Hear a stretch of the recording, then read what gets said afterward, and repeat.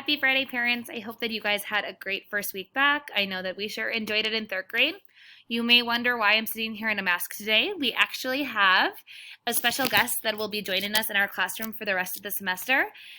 We have a student teacher from UNC that will be with us Monday through Friday each day until May.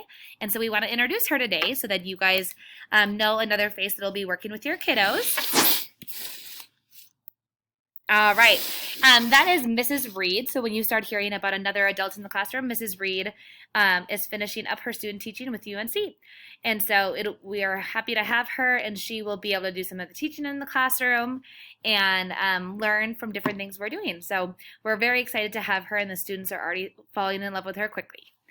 A couple of upcoming events, our spelling test will be on Tuesday, so continuing the Tuesday spelling tests. And then we do not have school on January 18th, and so looking forward to a 3-day weekend that weekend.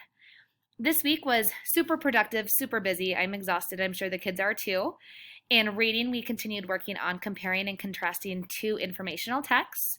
They did a great job on turning their compare and contrast notes into paragraphs this week.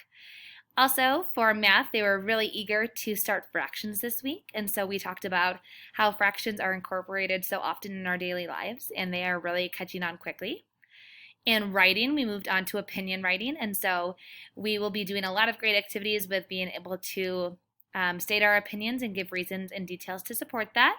And then in core knowledge, we moved on to learning about different habitats, and so they are really enjoying that as well. The biggest thing that happened this week, I think, for most third graders was we started cursive this week, which was a big milestone for them, and they were very excited to do it. We're going to do it about once a week, hopefully a little bit more, but we're trying to manage cursive and typing club and making sure we're giving the students everything they need. Finally, starting today, you will be seeing a note home from your students. They wrote down their goals, their highlights from their week, and some of the challenges they faced this week.